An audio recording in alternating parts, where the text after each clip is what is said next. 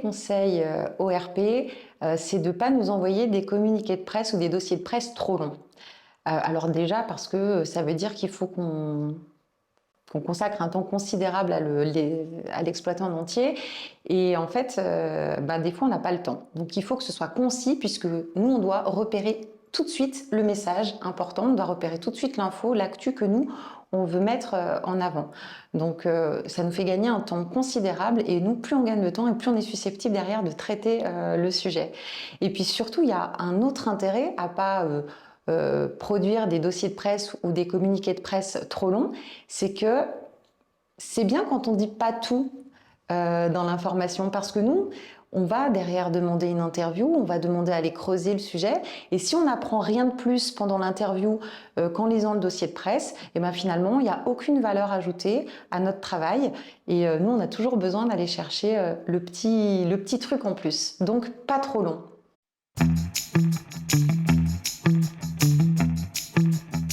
Mon deuxième conseil ORP, ce serait de ne pas nous solliciter trop, de ne pas nous envoyer trop d'actu, parce que parfois, on ne les voit plus, ces mails. Quand le même client ou la même personne nous envoie des messages chaque jour, pour nous, c'est une petite habitude, hein, c'est presque un spam. On n'arrive plus à le traiter avec la clairvoyance qu'on devrait avoir. Et du coup, parfois, se faire un petit peu oublier et nous envoyer que les infos qui sont pertinentes par rapport à ce qu'on traite nous comme information, ça permet d'être mieux vu et nous, ça nous permet de traiter vos sujets.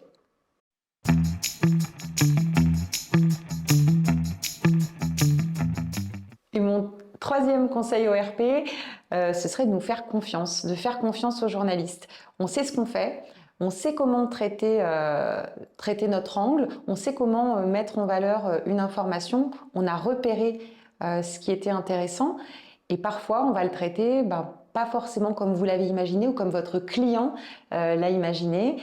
Et parfois le client, pendant le rendez-vous, il nous prend un petit peu à revers, il essaye de faire passer son message absolument comme lui voudrait le faire passer, alors que c'est pas ce que nous on avait en tête. Nous on sait traiter l'information, il ne s'agit pas de la transformer, il ne s'agit pas de ne pas rester fidèle au message. Par contre, on sait ce qu'on a à faire et normalement, vous pouvez nous faire confiance.